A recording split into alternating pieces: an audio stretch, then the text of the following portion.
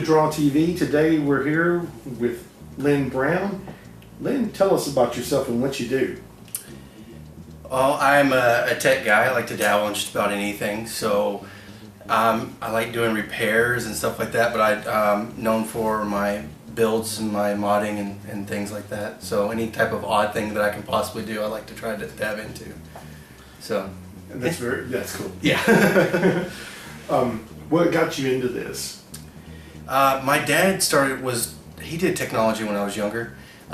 He worked for the city of Franklin, in Franklin, doing technology, and I'm just watching him and having the computer stuff at home. It was really interesting. My mind worked kind of the same way, so I just really enjoyed it. And I got in trouble a lot as a kid for taking things apart because they never really went back together fully the same way they were supposed to. But computers was something I could take apart and put together like 20,000 times and be fine. So I knew it was something I needed to do. But Windows or Macintosh? Windows or Macintosh. I'm a Windows person. Macs work and they'll last for a good amount of time. You usually you pay for you get what you pay for. Macs are always normally expensive, but they'll last. But I'm a PC guy because I build and I mod, and you can't do that with an Apple. You only can buy a solid unit, and once you're there, you're there. PCs, you can keep expanding on, keep building on. To me, they can represent you so much more than just that little Apple logo. You do your liquid cooling, you can do just all the different parts, motherboards, graphics cards, everything. You can customize it just the way you want it, and that's why I like PC. So Frankenstein, they're pretty much. Exactly. Everything. The best stuff is always the Frankenstein stuff. That's true. So, outside of your father, are there any influences in the technology world that have influenced like your builds or your modifications? Okay. Well, because of the modding, a lot of that stuff is done in forums. So there's a huge community behind it, and I would say that everybody in that community who even has a spark of idea of inspiration has always been an inspiration to me, because people who can think outside of the box and do something that hasn't been done before is always an inspiration. So I love talking to those people. I love hearing other people's ideas. I love people giving me ideas about my own stuff like that, so I can kind of take it and go with it my own way and do things. So I think that community in itself has been so beneficial to me that I could never say thank you enough to all of them.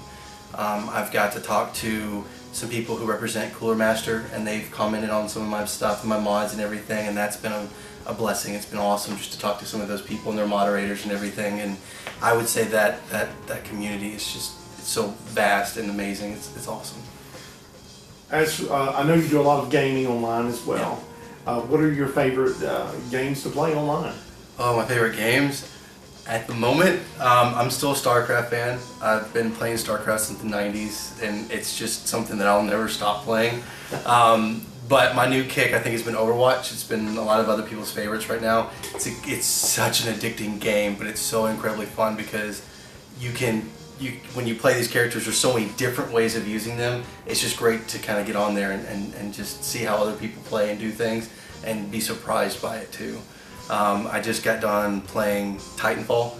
I bought it 2 days ago and finished it last night. So it was a good game and finished it through. It's the first time that game actually had a campaign, so it was fun. Now, you play mostly online, or do you play some Xbox? Or? I play mostly online. I have an Xbox One. We play World Tanks and stuff like that with my father. But mainly the computers. You just can't beat the graphics of the computer and the quickness of it. So I stick with it. Yeah. Do you have any advice for young people who would want to start Frankensteining their computers out?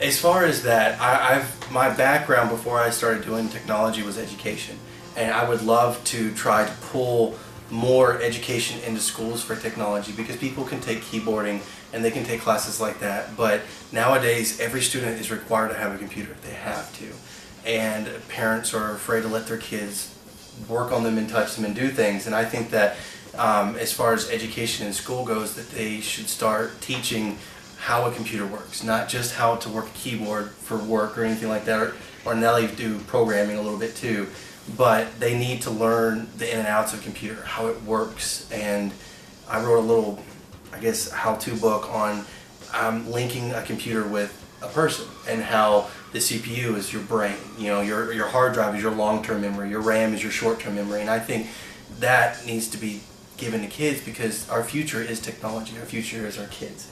And I think that we need another Steve Jobs, another Bill Gates, something like that. And as far as if I could say something to them, I would tell them to take risks and use your imagination. Because my biggest thing that I tell everybody is that you're only limited by your imagination. And that doesn't have to be with everything. That could be with computers too. Make it your own. Try something. If you're given a book in school and you say make it your own, you have to make notes, cross out things. You got to face that book to be able to learn. Computers the same thing. Take them apart, learn how they work, ask your parents, do things like that, you know, and everything. But I really feel that technology can, not only just when you turn it on, but if you look at it, can be a source of inspiration. It can be an idea. You can look at something and say, someone really put thought into this, you know. And I feel like that's what people should do and try out more. Very cool. Since computers are becoming more unlimited in in your household and how they're used, do you see any stopping point, or do you think that eventually, I already know that they're using computers or apps to run their heating and cooling when they leave home. Right. How far do you think this could go in a good way? Then is there a downside to this as well? You know, and this is where I've had this conversation with other people before. I think technology is limitless. Technology is here to make our lives easier. There are drawbacks to that, as far as, this is where people get me too, is cell phones. I'm still a firm believer, if I sit at the table, cell phones should be turned off. I think if you're going to eat, you eat, and you're with your family at that time. This conversation that you have with somebody and you're only talking to their forehead, you know, it's like, you know, you'll talk to a teenager and never notice that they have a chin, you know? And I feel like that's the downside of technology, is because, you know, we have these social medias to try to draw this stuff together, but yet these programs, these apps, everything like that are actually pulling us away from society, I feel like. And as far as that family dynamic, that would be the downside. As far as everything else, technology has the potential to do things that we literally read in comics 20 years ago. Yeah. You know, you've got now where people can get almost like bionic limbs and things to help them. You don't have to be in a wheelchair anymore. They're helping people walk again. They're helping, so that type of thing is great. And now you have the Uber cars that are going in, I think it was Pittsburgh and another place where they have self-driving cars to help with people and do things. And I think that type of stuff is going to be phenomenal for the future and the way that we look at things and do things. So I think it's a large variety of things. That could go on forever, but yeah. So that's what I think. I know that you also do some graphic design. Tell us a little bit about that. The graphic design. I actually, that's still kind of new to me. Yeah, I started working with Copycats and working with them, and Miss Robin and Mr. Fred who own the place, they actually showed me and how to get started with that, and I kind of took off with it. I actually really enjoy it. And my favorite thing is taking something old and making it look like new, or recreating something. And to me, it's like a game. It's a challenge you get into, and you want to sit there and peel it apart and make it like a puzzle, I would think. And outside of that, I also do the cut vinyl.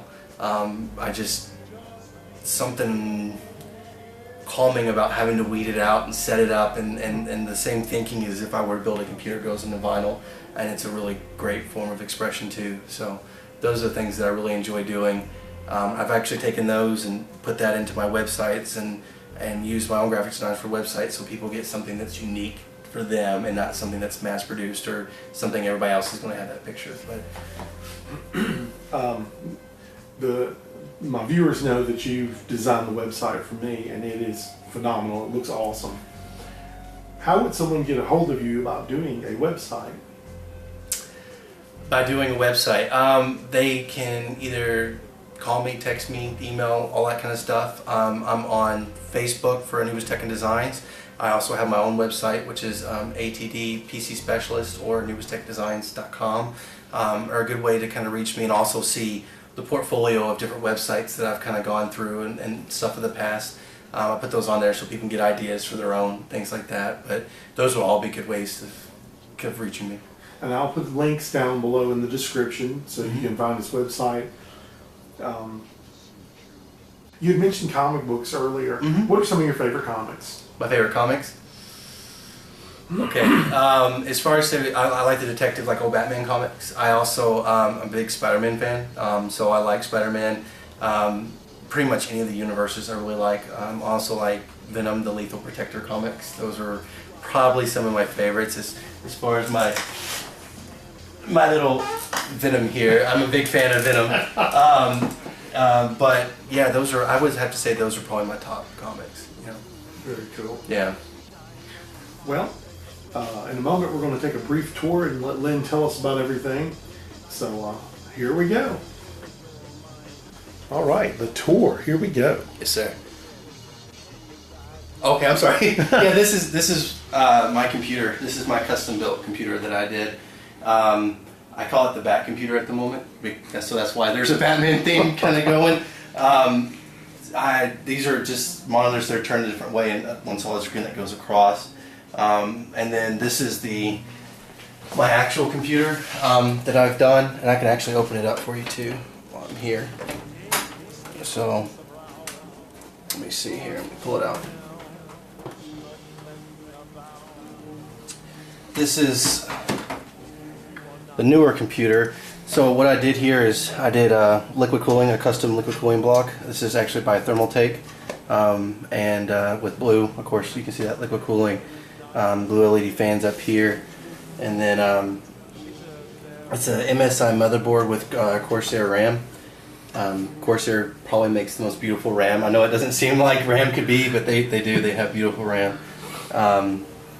But so so far this has been my baby. Eventually we're going to be wrapping it in vinyl, and we're going to be custom sleeving the cords in there too to kind of fill it in with the blue theme. So that's just eventual, and we're going to add some more lights to it too. So. Very, very, very, very, very cool. Yes, sir. on my old show called Spook Shot, like once a year I'd go to hot rod shows, custom car shows, and I would film the hot rods. This is the electronic equivalent of a hot rod. Yes, Look at this thing, ladies and gentlemen. Look at this. This is amazing. That's pretty awesome, Lynn. Do you want to kind of mess, but would you like to see the arcade machine? Yes. Okay. All right. Let's take it. All right, Lynn, tell us about this happy machine. This is my new little project. I am making a MAME machine, M-A-M-E. It's a multi-arcade machine emulator. But I've kind of, well, I don't know if you've ever watched Home Improvement, how he always takes something simple and then blows it up. That's kind of what I've done here. So it's my work in progress, but it's not just an arcade machine. It's actually, it'll be eventually a full computer. So it'll be able not only to run all the arcade machines plus Nintendo 64, PlayStation, all those old stuff, but it'll be able to play all the newer games. Plus it'll have an HDMI hookup that'll run to a TV, so if you want a bigger screen or two of them, you can have that. So it's slowly but surely getting there, but it's a big barrage of cables at the moment. Yes, but it's genius. Mad genius. That's what I like about it. The software is already ready. It's just the hardware that I'm working on now. But the software, you can actually scroll through all the different options for different consoles. And it'll show you little clips for each thing. So what gave you the idea for the name The White Rabbit? I am a huge Alice in Wonderland fan. You know, once she goes through the rabbit hole, things just type of, you know, unleash. And I feel like this looks like a simple arcade machine, but once you get into it, a whole world just kind of comes out of it. So nice. I called it the White Rabbit.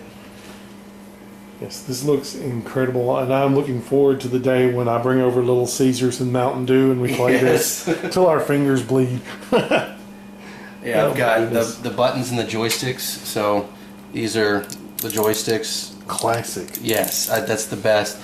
It'll also be, we're also going to be mounting USB to it as well. So you'll be able to hook up classic like Nintendo controllers or Nintendo 64 or any of those other things, and you'll be able to play, or a mouse and a keyboard if you want to. Incredible. And be able to go do that. So now, if someone wanted something like this done, would it cost like $1 million or something? you make it what you want it to be. Right now, it's a full computer, so it would be the cost of a computer plus the cost of the materials to be able to do it. But you know, you've got this huge motherboard. You can do, you can make this now with what's called the Raspberry Pi. The computer is about the size of a credit card, Yes. but it can run every emulator you possibly can throw at it. It's a nice little board, costs about $50. There you go. And there's software made just for that to make an arcade machine. So really, it's just preference of how you want it to be. In a second, if it's okay, in a second I'm going to show the demo video, the little intro video for this. Here it comes. Check it out.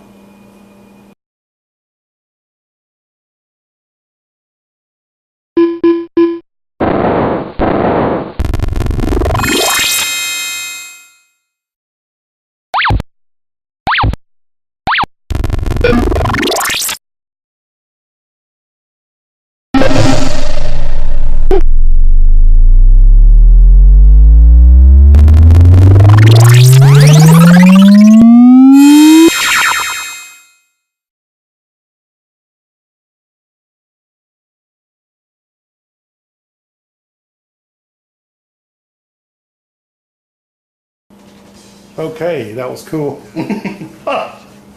Everything in post, my friends. You did a great job on this, and it's coming along really nice. I wish I could turn it on and show you the software because it's really neat to see how it goes through. Oh, but wow. Right now I don't have a power supply. I had to lean it out. So, but yeah, it's great. You know, whenever I get it, I'll send it to you so you can see, or you know, bring your little Caesars if you want. Very cool. All right. Okay, so thank you, Lynn, so much for doing this today. Yes, sir. Where can we find you at? AnubisTechandDesigns.com, ATDPCSpecialist.com. I'm also on Facebook for Anubis Tech and Designs. Those are all good places to reach me. They also have my contact information and everything as well. You had mentioned earlier that you write articles. Yes, I do some tech articles for Marion County Newspaper. It's a newspaper in South Pittsburgh, Tennessee. And I write some tech articles for them and kind of dab in a little bit of stuff with there too as well. All right, thank you so much, Lynn, for Yes, being on sir. the show. All right, everyone, if you like this video, make sure you click like, share it, and subscribe. God bless, and we'll talk to you later.